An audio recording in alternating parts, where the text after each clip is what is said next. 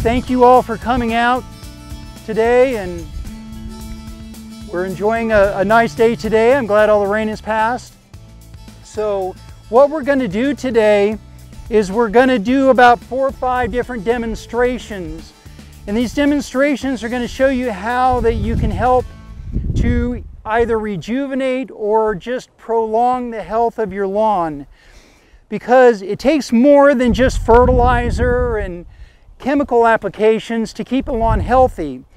In this area that's so hostile to grass, it's really hard to grow a lawn here, and you probably know that or you wouldn't be here. See, grass was never meant to grow here in Florida. That was meant to grow here in Florida.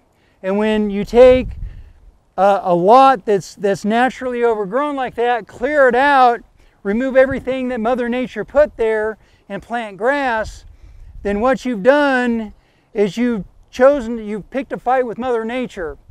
So there's certain things that you're going to have to do to win that battle.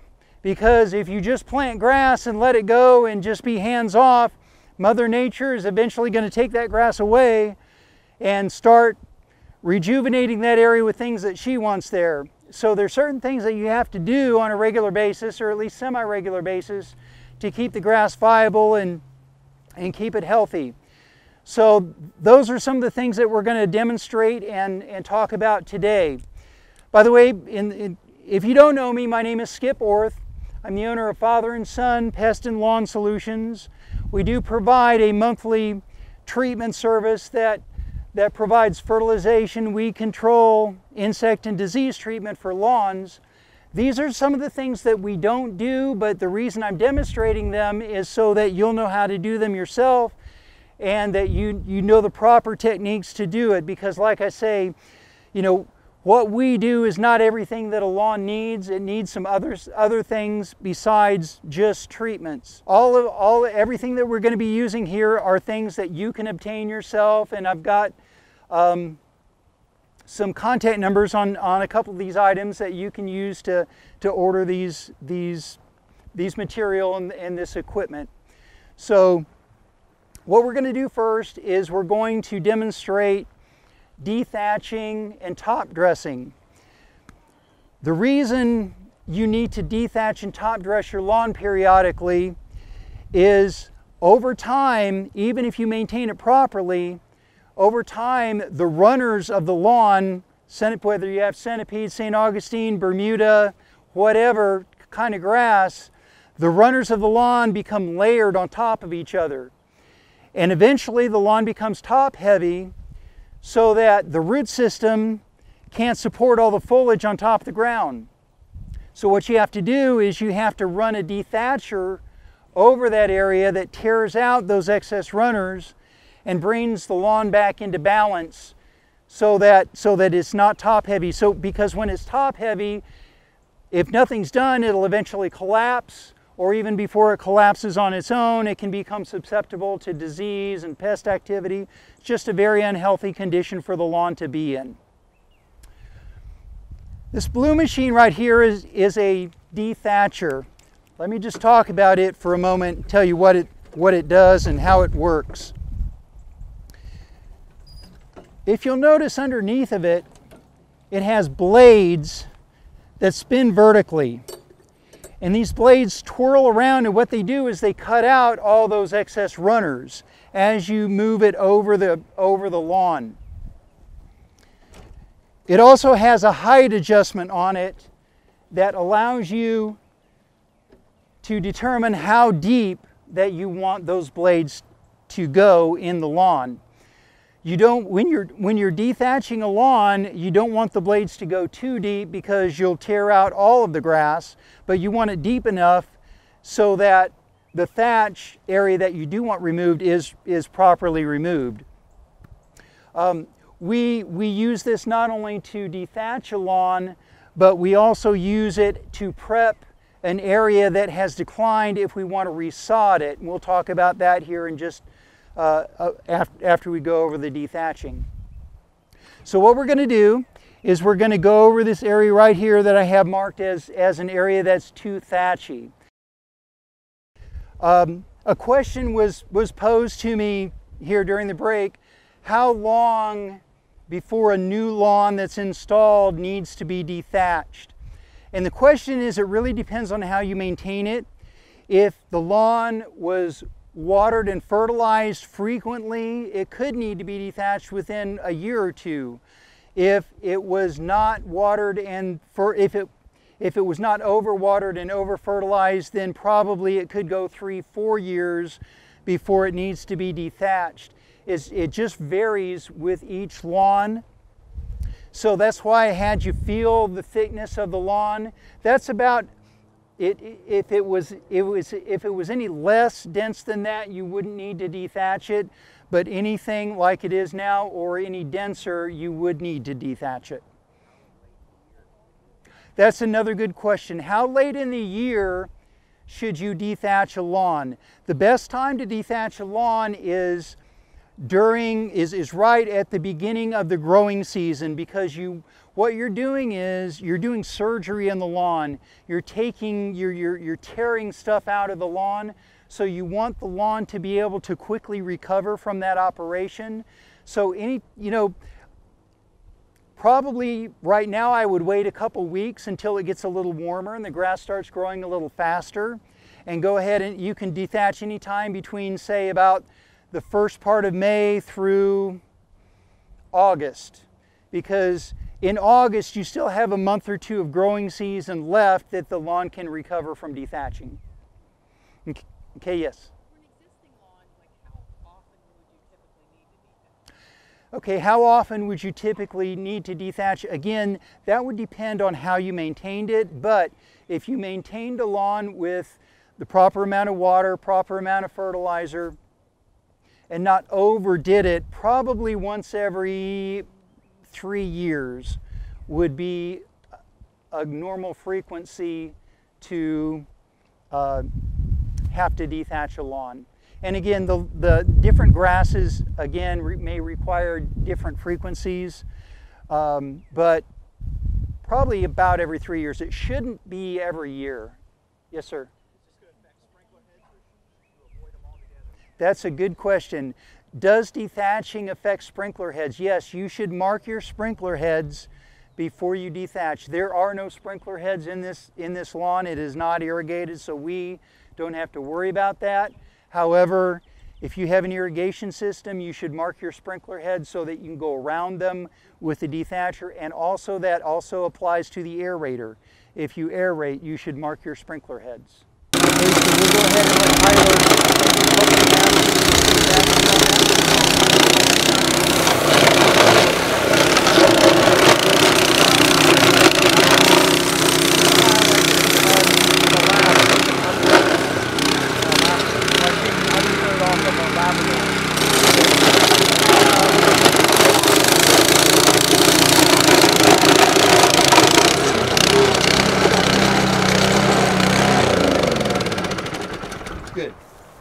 Okay, you can see how he passed over that. Now, you can see he had the height set about in the middle.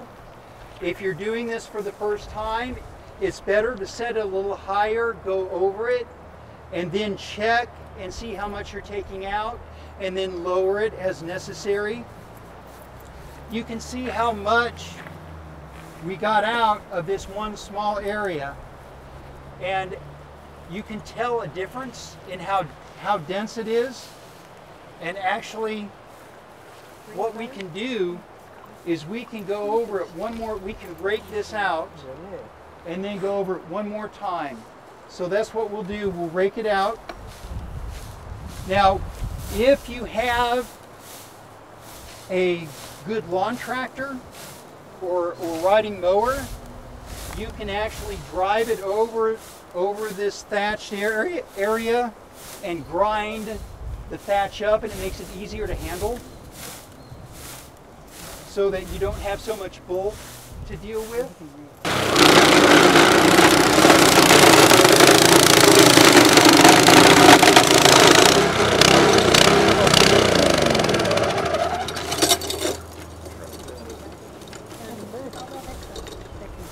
As you can see, you can easily get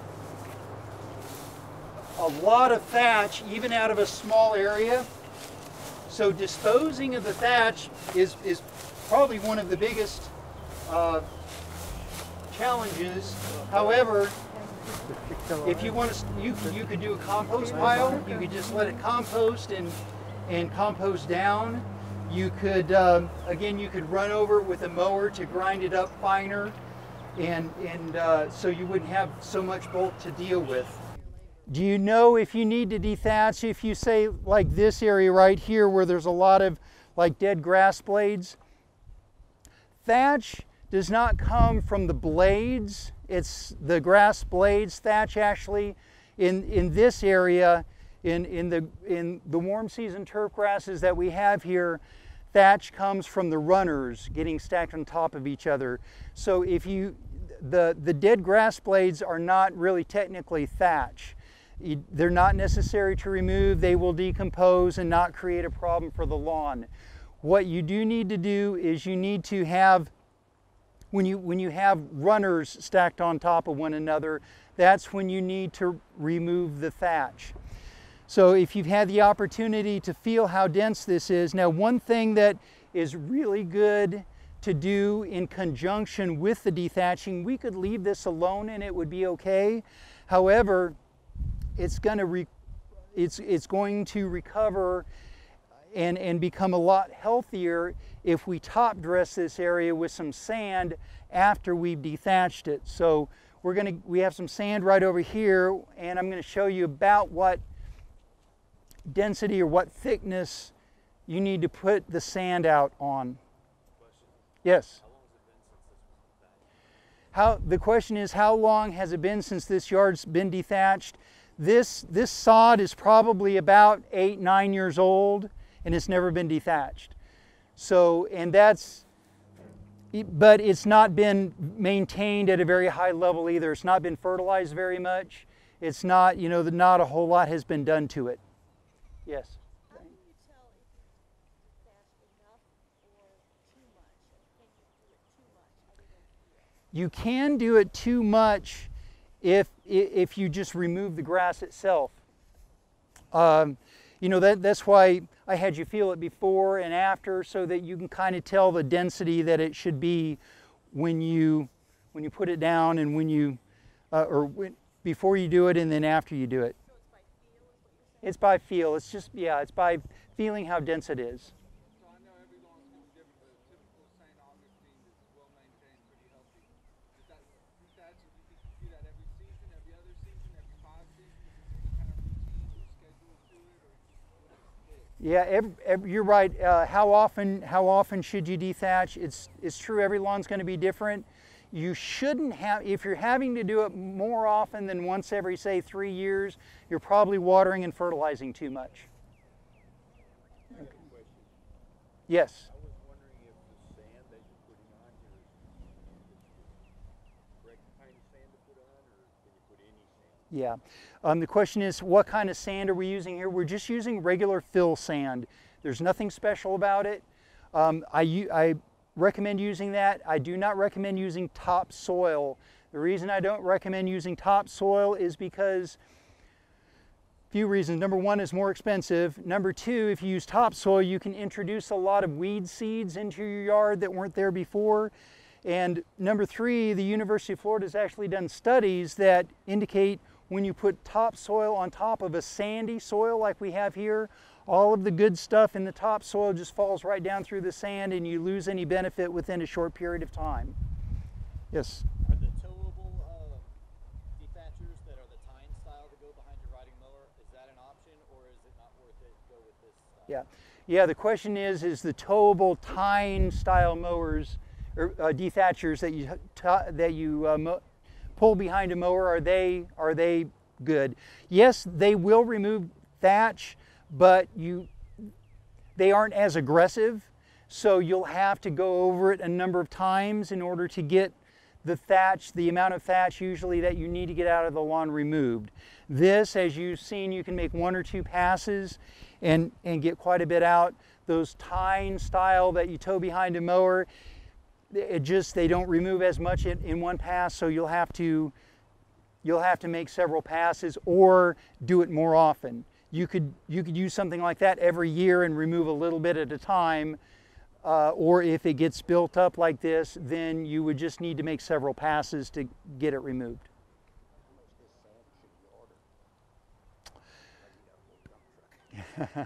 Yeah, that's a good question. The question is, how much sand should you order? That's a full dump truck load of sand that we ordered there, and I got a full dump truck load so you can see how much it is. That's 18 yards. 18 yards is a full dump truck load. You can order any amount you want. The price is going to be the same because the cost of the dump truck is in the delivery, not the sand itself. So whether you order a full load or half a load or 3 or 4 yards, it's going to cost about $150, but it's a lot better to pay a lot for a little bit of sand than be stuck with a lot of sand after you're done and not be able to get rid of it. I mean, sand is not easy to move. So, you know, I've had people that they get 3 or 4 neighbors together and they'll order a dump truck load and split the cost, and they all pull from it and it works out great. Just to give you a rule of thumb, 1 full load of sand will do approximately a half an acre in top dressing. So if you have a typical maybe Holly by the Sea lot that has a half acre, 100 by 200, 1 load of sand should do that whole thing. So if you have like a quarter acre, then get a half load. That's a rule of thumb. But you know, and then another tip when ordering sand, if you have a empty lot next to you or some place that you can dump the sand and just leave it and pull from it as you need it, that's ideal. Great question. Okay, I can show you pictures, before and after pictures of yards that were top dressed like this and looked actually even kind of worse than that in April, and by July they were green and lush and beautiful. So if you do it during the growing season, it's going to take about 2 or 3 months, maybe 2 months to recover. So, and it's a good idea, again, if you do it early in the growing season, before you've done your spring fertilizer, which you really shouldn't have done it yet because it's not warm enough to apply fertilizer.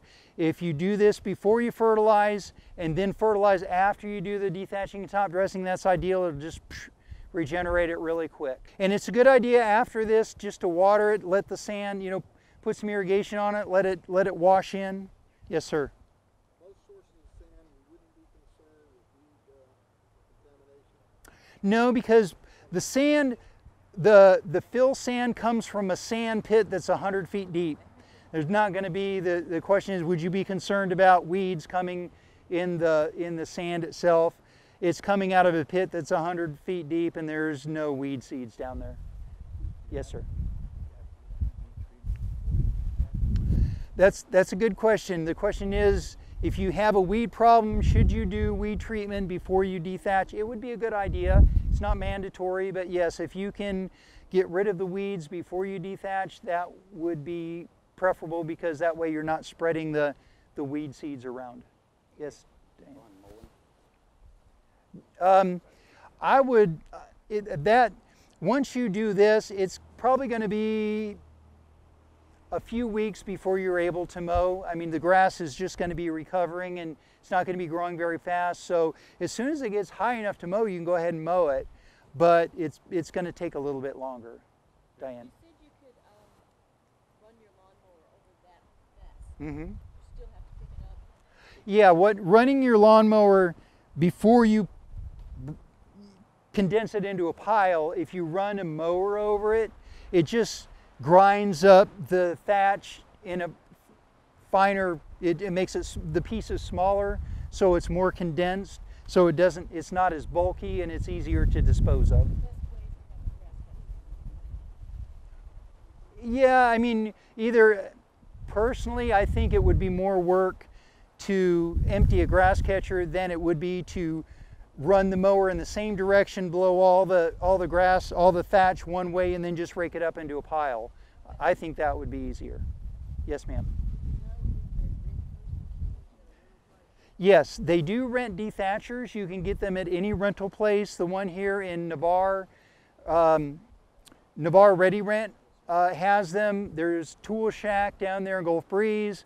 Adaptive Ready Rent in Fort Walton, they all have them. It's a very popular machine. Lowe's, I think, probably rents them at their rental outlet. They all rent them. Yeah, it would just you shouldn't thatch a lawn if it's overgrown as far as height. Just do your regular mowing. I mean, we just mowed this lawn this morning. It wasn't very high, but we just mowed it over. So yes, if before you thatch, if it's higher than normal, then run the mower over it. Yes, ma'am.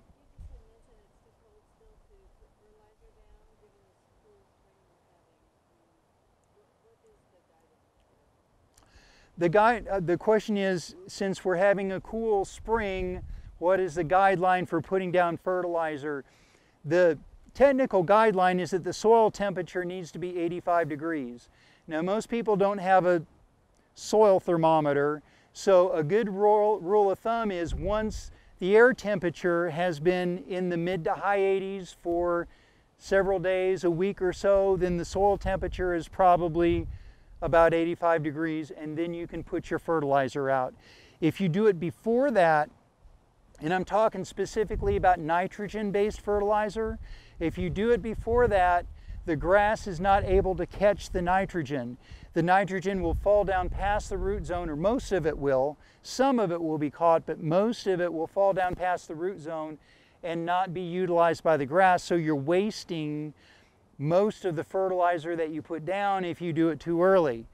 It doesn't hurt the grass at all to delay fertilizing. Some people want to start putting out fertilizer as soon as they see the first hint of green in their lawn, and that's not the best way to do it. You're wasting a lot of money by putting down fertilizer too early that the grass is not going to utilize. So the best thing to do is wait until temperatures get up into the 80s and then put your nitrogen fertilizer down, because the grass will use it better. What we're doing right now with the lawns we're treating, we're only putting down potassium. Potassium is a nutrient that the grass can utilize year-round. So we're putting down potassium now. As soon as the temperatures get warmer here in a few weeks, that's when we're going to start using nitrogen, and we're going to start putting it on the lawns. Yes, ma'am.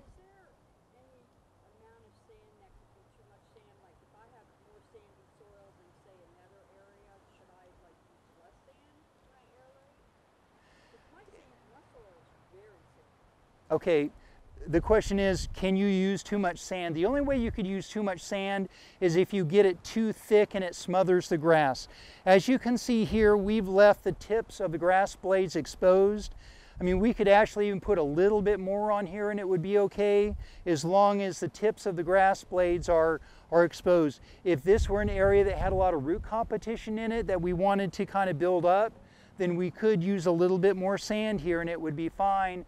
But you don't want to use so much sand that you're going to smother it. But using sand is not going to hurt as long as you still have, I mean, if you have sandy soil, putting more sand on top of it isn't going to hurt anything.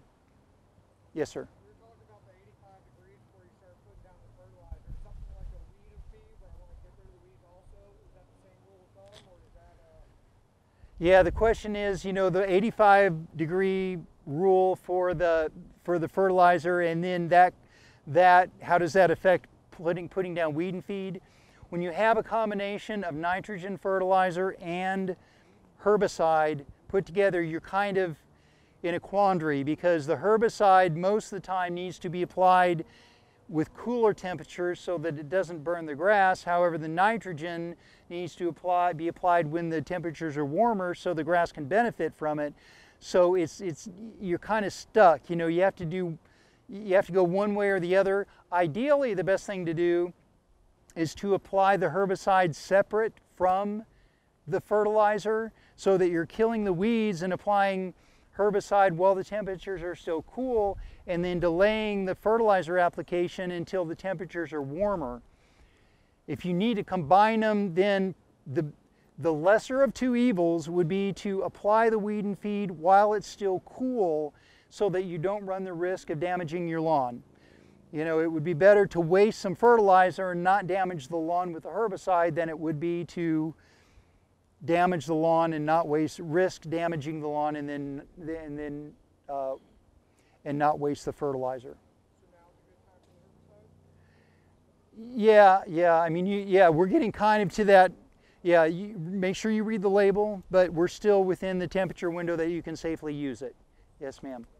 If your yard has recently been sodded like the end of last year and you've got rivets in it, holes, and you do the sand, then you've got rain for 2 or 3 days, that sand is going to seep down. Can you go back and re-sand? Yes, absolutely. The question is, if you top dress a lawn and it rains and it washes that sand down into the cracks and crevices of the lawn, is it okay to go back and apply a second application of top dressing? Absolutely, as long as you don't cover up, completely smother the grass. As long as the grass blade tips are visible, then yes, you can do it as many times as you need to.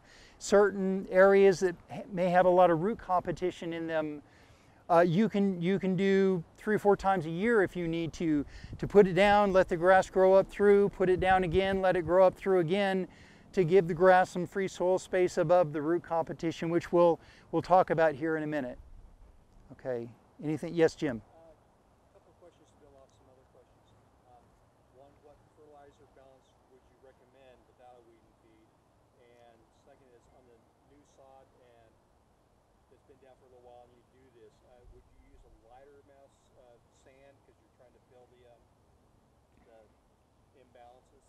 Okay, the question is, what fertilizer formula would be recommended for this area? And then the second question is, if it's a new lawn, what amount of sand would you put down for top dressing? As far as the fertilizer formula for this soil that we have here just doesn't have any nutrition in it at all. I mean, we've done hundreds of soil samples in this area, and the samples that we do are next to nothing as far as the different types of nutrients in the soil. So what you need to do is use a fertilizer that has everything in it.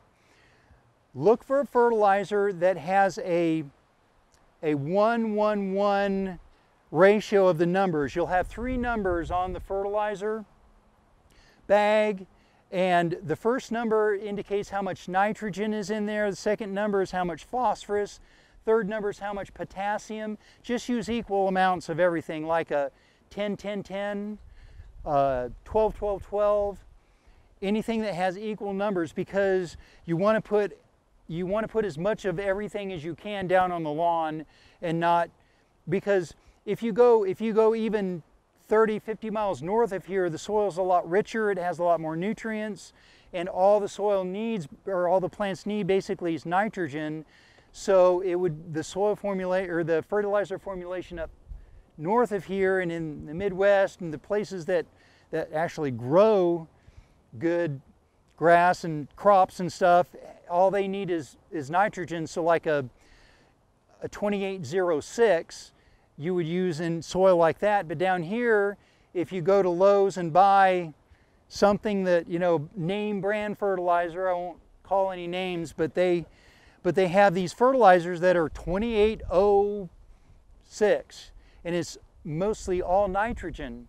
And the grass, you're leaving out 2 very important elements that the grass needs if you just put down pure nitrogen. So a 1-1-1 ratio would be the ideal. The question is, what's the timing for fungicide application? And really, you have to time it based on the weather. Rule of thumb is cool, wet weather creates disease activity. So anything in the 60s and 70s, temperatures in the 60s and 70s, where we have a lot of rain, you'll start to see circles in your lawn, and that's disease activity. Usually it starts in a circle, and the circle just kind of gets bigger and bigger. It's not a fatal disease to the lawn. The lawn will regenerate itself after the disease goes away, but really the timing is, there's not a calendar timing you can use for that. You have to kind of go off what the weather's doing.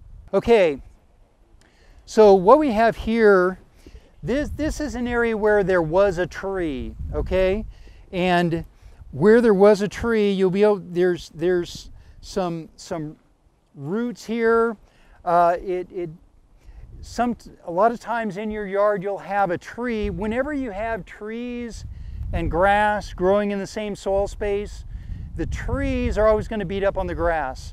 The trees are always going to be the dominant thing, the dominant plant in that area. So it's always more of a challenge to grow grass in areas where you have trees growing, because the root competition from the tree takes up the soil space that the grass is trying to root into.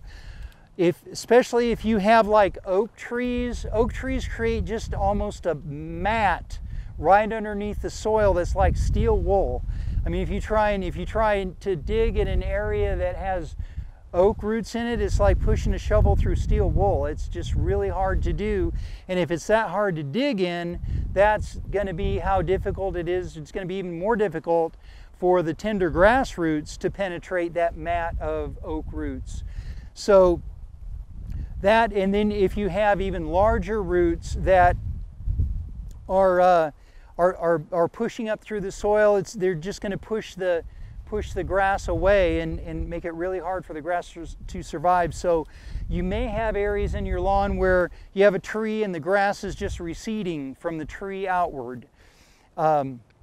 So what you do in that situation is you'll need to top dress heavier than what we did over there. This is an example. We have the remainder of a stump right here, and you can see how deep we've top dressed. We've top dressed probably that with that much sand over the top of these roots. Now when we do that, this grass is not going to grow up through that much sand. So what we'll have to do is we'll have to take and we'll have to resod over this area. If you take sod and put it directly on top of tree roots, it's not going to survive for very long anyway.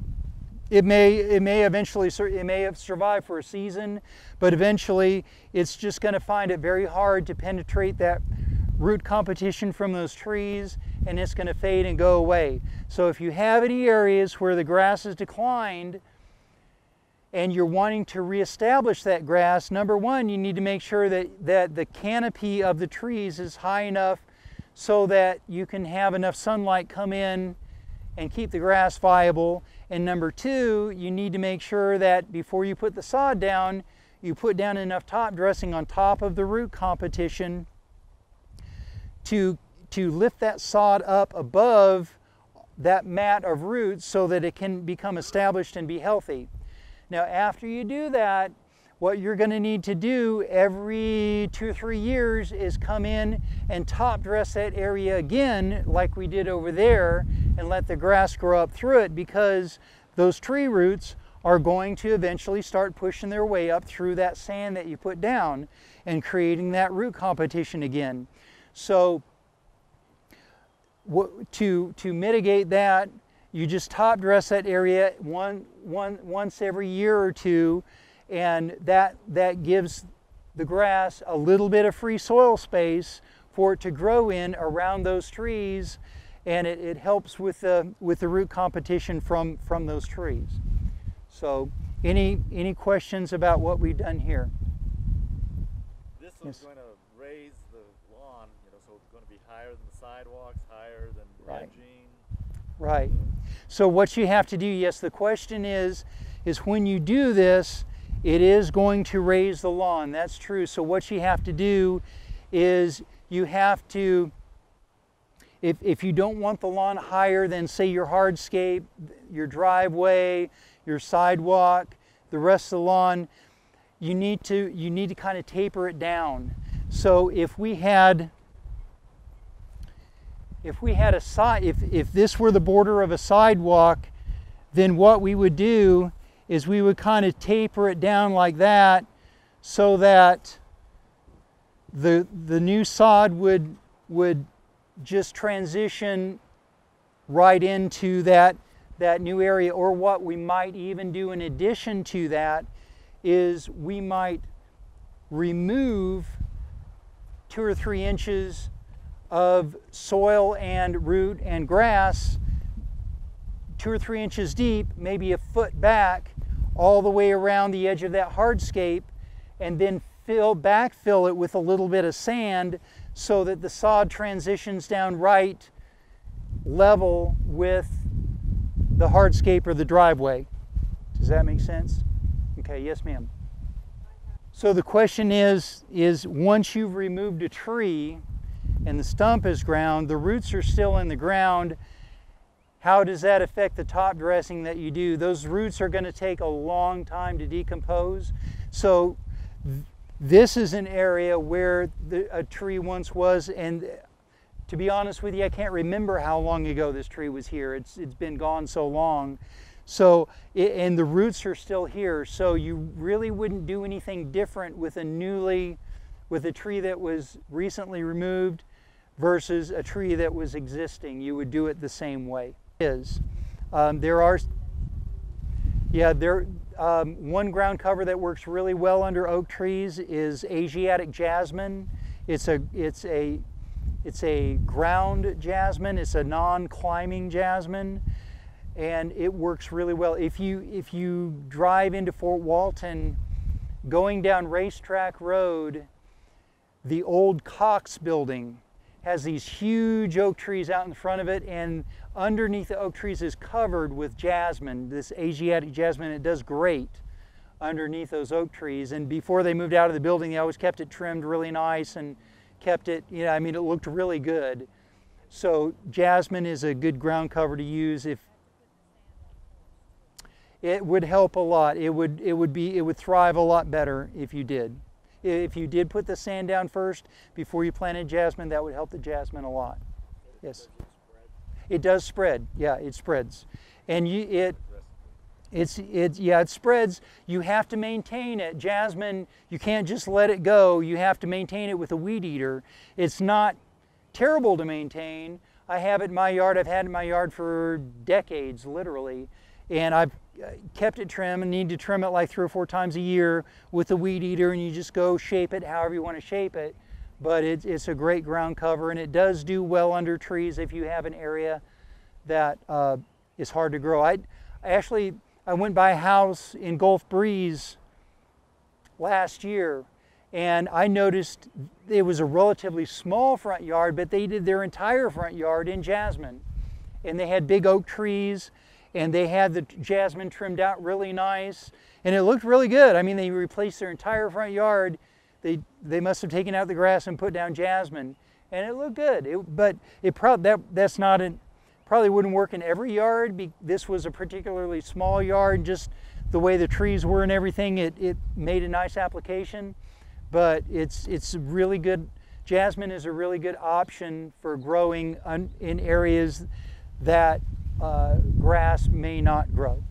The question is, if you have root competition in the yard and it's affecting the grass, how about cutting the roots out of a live tree out of the ground? If you do that, you're going to weaken the tree. It may not show it immediately. If it were, put it this way, if it were a tree I didn't care about and I didn't care whether it lived or died, then I probably would do it. And if it died, no big deal. If it was a tree I cared about, if I liked the tree and wanted to make sure it stayed there, then I wouldn't recommend it. And I would also say that I think that would probably be a lot more work than doing the top dressing by doing that. Okay, if there's any other questions before we move on, we're going to talk about sodding next. Yes.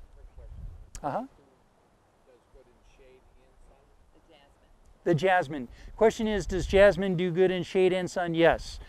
Jasmine is shade tolerant. It's probably as, or maybe even a little bit more shade tolerant than St. Augustine grass. So yes, it does need some sunlight, but it is shade tolerant. And if you have an area that's prone to erosion, jasmine is an excellent erosion control plant to use. It just, once it gets established, it just hangs onto the soil, and there's hardly anything that will move it. Okay, the question is, what about different kinds of jasmine? Asiatic jasmine is a ground jasmine, it's a ground cover.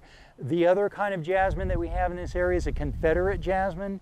That's a climbing jasmine, and it blooms. It creates really sweet smelling flowers in the spring, and it'll climb. So it is two different, totally different types of jasmine, just depending on where you want to plant it, what you want it to do. Yes, ma'am.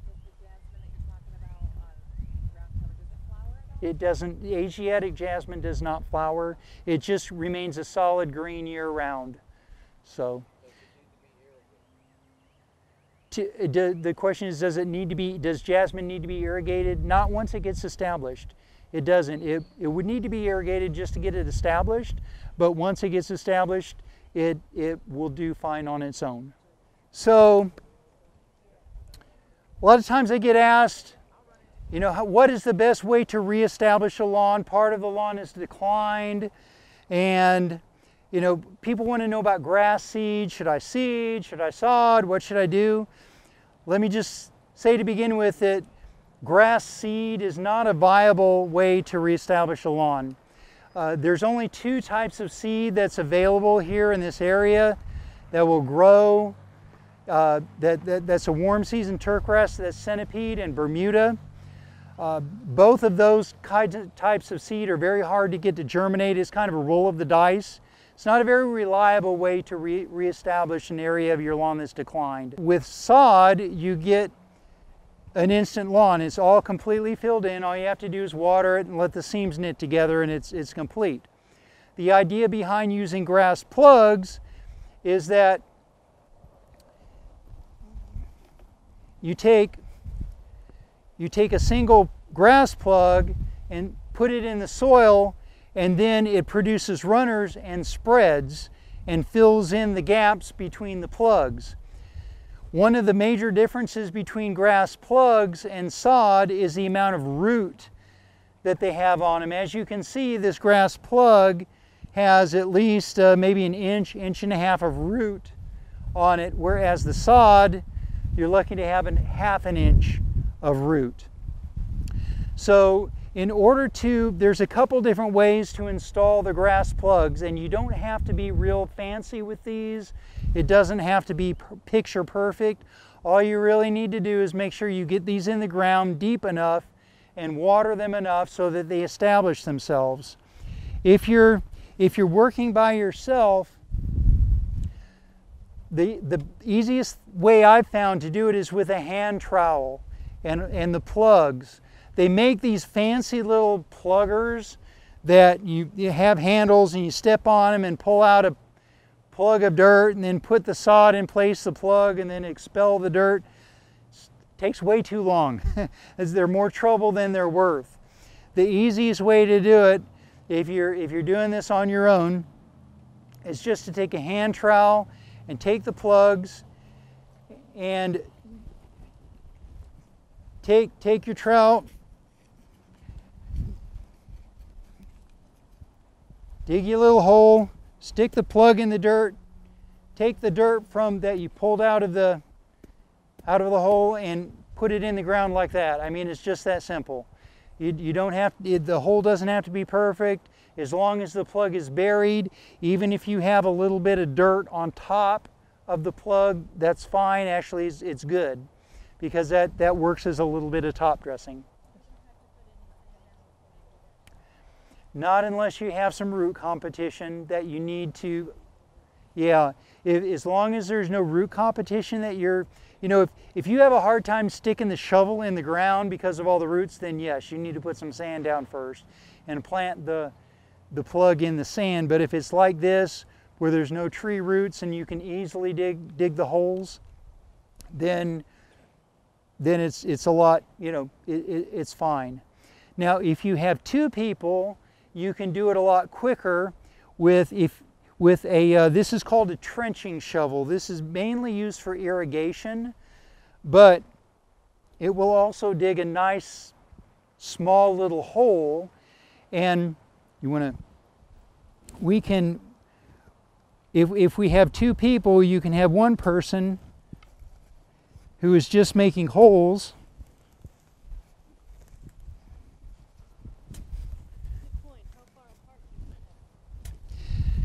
The question is, how far apart should you put these? About a foot. You can put them farther, but the closer you put them, of course, the quicker they'll fill in.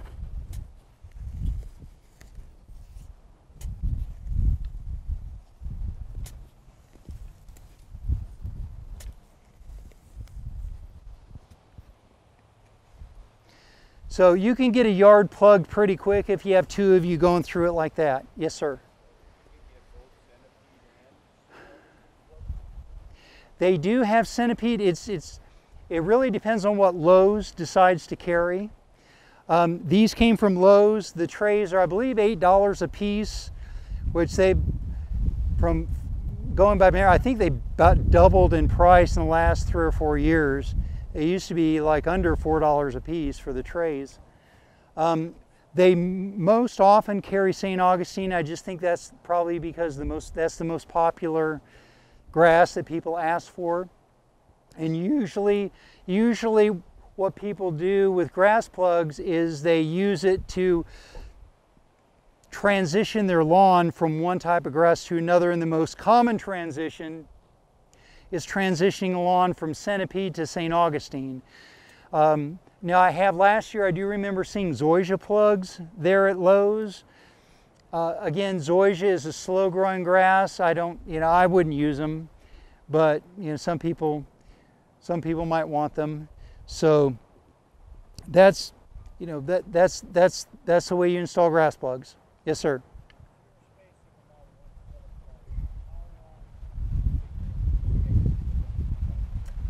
Okay, good question. The question is, if you're spacing them about 1 foot apart, how long is it going to take for them to knit together and fill in?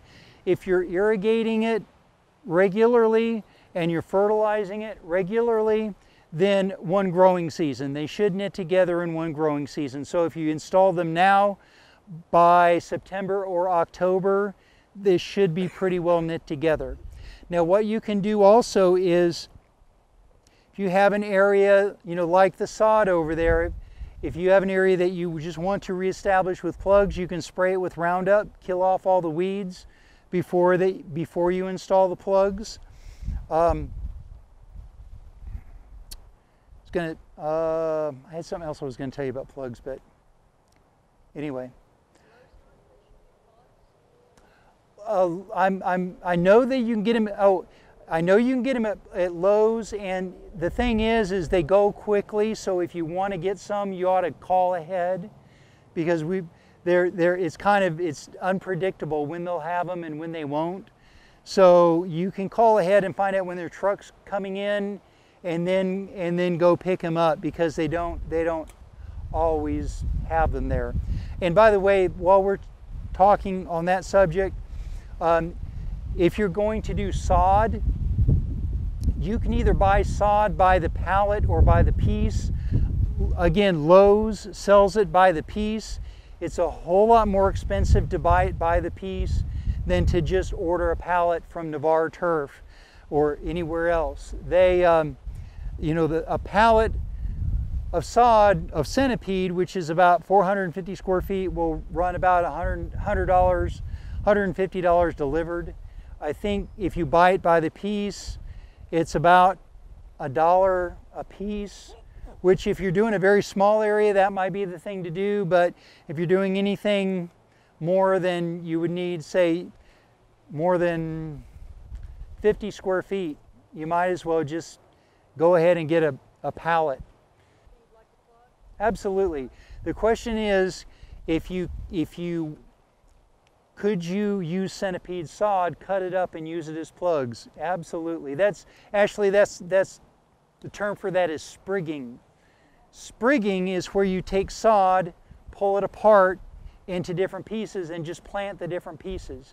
Those sprigs are more delicate, as far as you have to be a little more diligent about making sure they get planted deep enough and watered enough in order to take off. Once they get established, they'll be fine. The plugs have a really good root base on them, so they're a little more hardy when you install them, and they establish easier. But you can get pieces of sod, pull that sod apart and plant it as sprigs. Another thing that you can do if you want to establish an area is and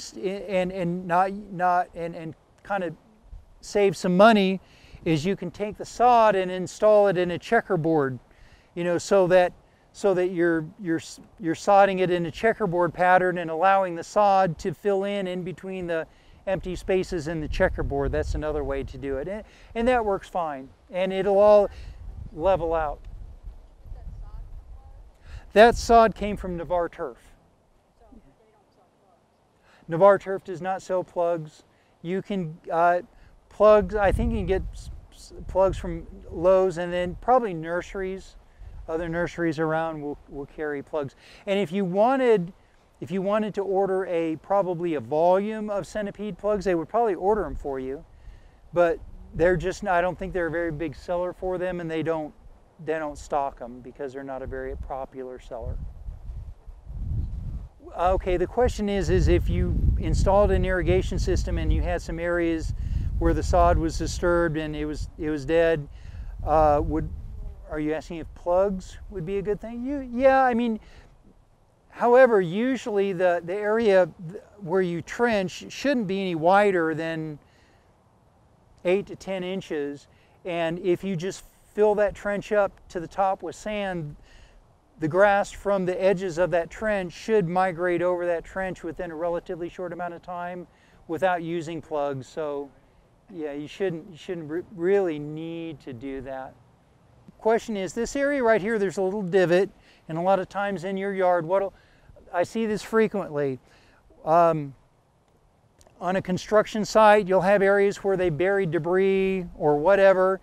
After several years, that debris decomposes, then you get little areas of depressions in the yard. Or maybe a tree got cut down and the stump rotted away and there's a depression, whatever reason, there's little depressions in the yard. Yeah, you can take those depressions, fill them with sand, level them off, but if the tips of the grass are not poking through the sand, then most likely the grasses underneath is going to be smothered. So that you will need to install sod on top of that sand in order to get it to regenerate. Aeration is different than dethatching. Dethatching removes foliage on top of the soil. What aeration does is it actually removes little cores of soil, pulls it out of the ground. You'll see as we go over it with this machine, the cores will be about the size of your finger. And what it does is, as these cores are removed from the soil and redistributed on top of the ground, you'll have thousands of little holes in the ground. Then over the course of several days or a week or two, those holes will begin to collapse, which causes a chain reaction in the soil that creates little micro air pockets throughout the soil that hold air, which gives the grass an easier chance to root, absorb nutrients, and absorb water. That's why it's called aeration. It creates little tiny air pockets in the soil. Aeration is always, is never a bad thing to do to your lawn, but certain lawns will benefit from it more than others. The lawns that will benefit most from aeration are similar to this, where you might have a high water table, or areas where you have poor drainage. If you have areas that have like ground mold or ground moss on it because they're just always wet, those areas will benefit from aeration because the soil is compacted and it's draining poorly. Other areas that will benefit from aeration are areas that we talked about earlier this morning that are root bound with a very thick root mat of maybe oak roots in there. Aeration will break up that root mat and help the grass to have a better place to have an easier time of rooting into the soil. Especially areas that have a lot of root competition, it's good to aerate do a series of aerations rather than just one, because going back over that area time and time again will do a better job at breaking up that root mat. What we typically recommend a lot of times is aerating once a month throughout the growing season if you have areas that have a lot of root competition, or perhaps areas that just have a lot of soil compaction from high traffic areas, like areas where you have either, you have a lot of kids playing, or you have a lot of animals, or just for whatever reason there's a lot of traffic going on. Aerating the lawn over a period of time does a great job. This is an aerator. You can rent these from Navarre Ready Rent or just about any other rental source. You'll see underneath the aerator it has tines, and those tines are hollow. And what it'll do is it'll puncture holes in the soil, and it'll pull cores out of the soil and redistribute them as the aerator moves. It'll redistribute them on top of the ground. There are aerator attachments that you can pull behind lawn equipment, lawn tractors, but some of those attachments are only spikes. They're not hollow tines, and all they're doing is just poking holes in the ground rather than removing actual cores of soil. That doesn't do a whole lot of good. It doesn't hurt any, but it really doesn't do nearly as much good as the type of aerator that will actually remove cores of soil from the ground, and that's what this does. Again, just a reminder that you need to, before you aerate the lawn, you need to go over the lawn and mark all the sprinkler heads, because these will damage sprinkler heads. They will also, if you have any water lines or irrigation lines that are exceptionally shallow, it will also puncture them. So it's a good idea before you aerate to turn the irrigation system on, check everything, mark all the heads in the areas that you're going to be aerating, and then after you've aerated, turn the irrigation system on again, double check everything, make sure you haven't punctured any lines or anything like that. We had a customer one time, we aerated his lawn, and his main water line was only about that deep, and we didn't realize it. So we were going over the yard with the aerator, and all of a sudden we had a geyser and the irrigation system was not on.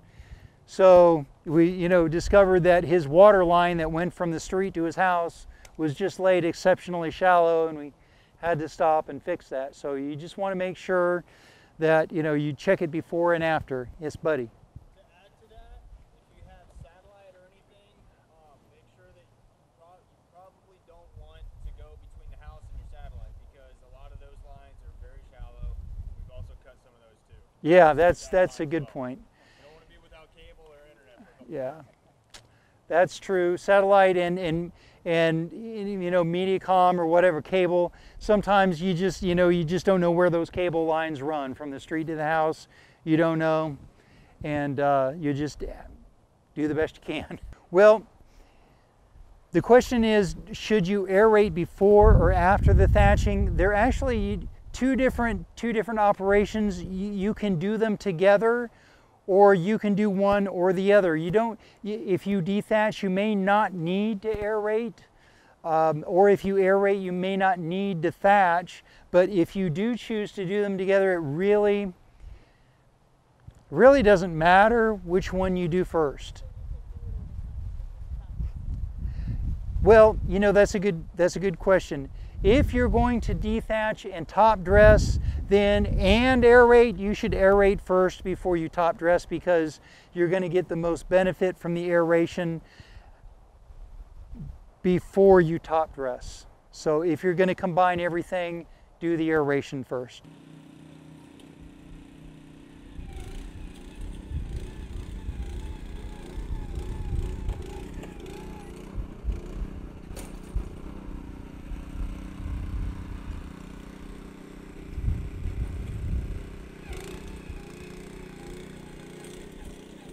When you use the aerator, you want to make sure that when you turn it, the tines are up so that you don't end up tearing up the grass.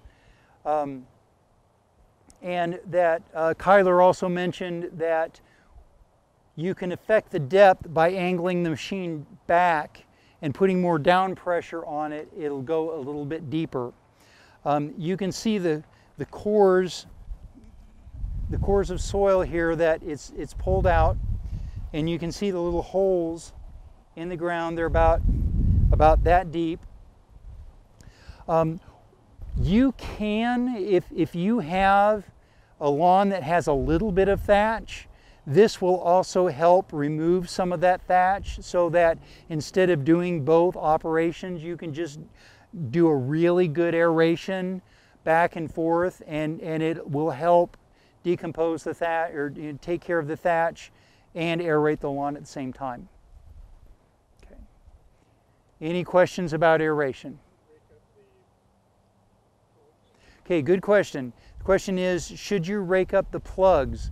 And the answer is no. It's best to just let those plugs lay on top of the ground and decompose on their own, because what that does is that it's the same principle as top dressing, but it just in a much smaller scale.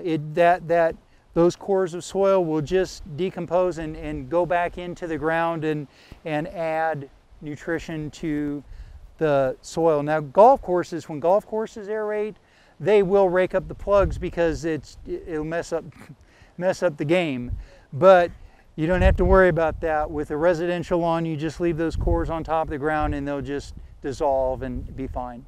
Good question. How often should you aerate? It's going to depend on a few things. Like I mentioned before, if you have areas that have poor drainage and you have standing water, or areas of high traffic, or areas that have a lot of root competition, I mean, you could aerate every year. You could aerate several times a year. Aerating, you can't really over aerate a lawn. You know, I suppose you could if you tried, but really, even if you did it 6 times a year, every year, it wouldn't be too much. It can only benefit the lawn. The question is there a way to tell exactly how deep the irrigation lines are and where they are? No, not really. However, I will tell you that, I mean, we've done dozens or even hundreds of lawns, and we've only had a handful that the irrigation lines were a problem. So more than likely, they won't be a problem. But if you wanted to just run it over a couple times and check it before you went any farther, that you might want to try that. Yes, sir. Question is, how long should you wait before you aerate a new lawn? At least a year. You could give it at least a year before you aerate. Thank you for joining me for this presentation. If you're having problems with your lawn, call me for a free consultation, 850-939-9868. I just have this passion for taking unhealthy lawns, finding out what it's going to take to make them healthy again. Father and Son has been taking care of my lawn since I installed it. I have people stop all the time and tell me I have the best lawn in Kelly Plantation. It's just incredible. So I would recommend Father and Son. As a matter of fact, people have stolen my signs off the grass after you come and spray. So I think they want them for the number. I'm very happy with what Father and Son does. Call me today for a free consultation to find out how I can help you with your troubled lawn.